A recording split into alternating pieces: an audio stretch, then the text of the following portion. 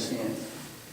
We'll spend all the But money. getting back to net profit, one of the other pieces that we had spoken about earlier, which needs to be incorporated in the presentation, is some fairly comfortable number on the cost of varying lines. Because that's going to be important. You know, the tri-bar, you know, is not something I think is going to be saleable on Fort Katy Road, so we have to assume that we're going to vary the lines.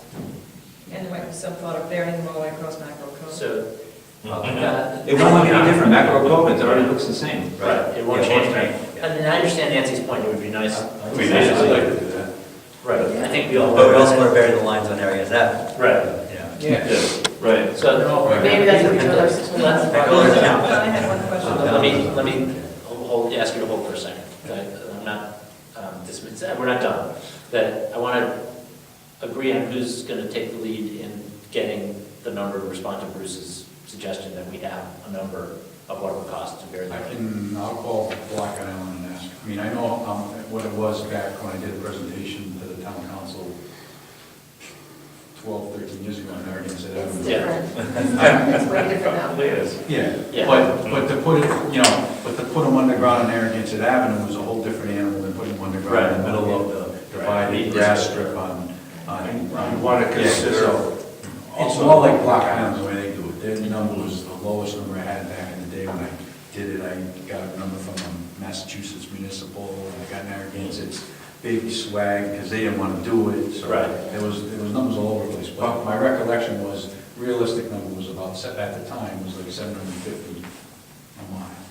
Bucky, could I ask also if you can do that, if you can get some kind of, there are interconnects on that for the, I think there's a driveway with 2 houses and the 2 farms. If we did it, when we were doing it here on Narragansett Avenue, some of the resistance, I think, was the cost of the different buildings having to connect into that too.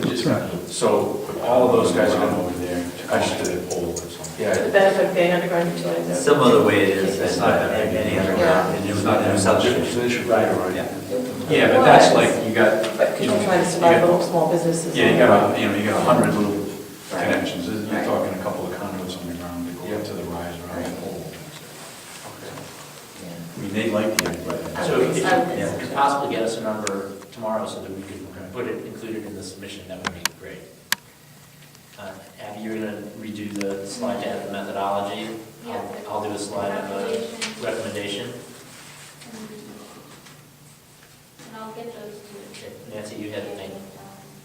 And Yeah. we'll circulate it to everybody. I think it was, I guess what I was wondering is the combined number didn't include any savings for the, that you were talking about, the mobilization and demobilization, right? Right. Correct, right, no. Right. Okay, which is fine, which is probably. The economy is already all doing it. Right. Yeah, Yeah. yeah. The other question I had, it'll come up at the meeting, I believe, is whether if the committee wants to continue on through, we were asked to determine whether the committee wants to continue on, be discharged. If you're going to continue on, there's 2 people coming off, and you should get staff back up and stuff, and we'll advertise if you want to do that. And if you want to continue on past the May to work on the next step of the process. My guess is Tuesday night, we're going to decide to move forward on one of the other options. And at that point, you know, Lisa will need some help also. We will all need some help getting forward, going through the applications and the next part of the process. Going, so does the committee feel like it wants to stay together on this? Or? We haven't talked about it. I mean, you could say your term is up and you don't want to continue past May, whatever. If the committee wants to continue, I think we should fill my slot and Abby's slot. We're coming up now. Do you want it? I mean, do you want to be a liaison, or does the council want a liaison on the committee during the implementation? I would think Yeah, I that would be think I would continue on as a liaison and I certainly want to see the project, come to fruition.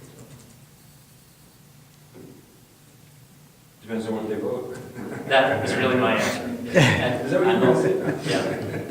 Depends on what the council does, whether I would.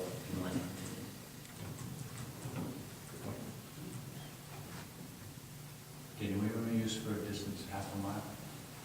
I think we used 4/10 miles. Seems to me that the committee's job is just beginning. There's an awful lot coming up, and there should be at least some continuity. It would get very confusing if there wasn't any continuity. It also, you know, in the moving forward, the amount of energy or workload of the town staff on this, you know, following this, and whether the committee is just supplementing them or whether, you know, they're, you know. it's still a Yeah, committee. we're going to make those kind of decisions as to Yeah, I whether mean, so staff that's- effort's going to be necessary to shepherd it through. And I'm assuming that part of the funding that we get is to support the project in a way that it's not just to buy hardware, right, to pay for other vendors, it's to, I mean, this is It's a all major, cost too. yeah. Well, there's a couple of different ways you can do the next step too, and some involve more townspeople than others. The town can decide to take on an awful lot of the responsibilities, much like Portsmouth did, and sort of oversee the whole thing, which took Gary Gump and Rich Shalisky almost full-time, Yeah. an awful lot of time. Or you can do, the far end of that would be something more like what the public-private partnership that they're trying to develop for the Rydam Narragansett project, where basically the state won't do much of anything at all. They won't even have to come up with the money. Right, other than be the nameplate owner. Be the nameplate owner and say yes to the project. The names you mentioned are town employees, or are they just volunteers? In Portsmouth, the first volunteers. Yeah. Karen Gump's an employee. They're about, It's an employee, Who? Karen Gump. He was employed, he was a volunteer committee. He did. A while ago, I don't think he did during that process. I think he was a volunteer, he wasn't even the head of the committee. He was retired.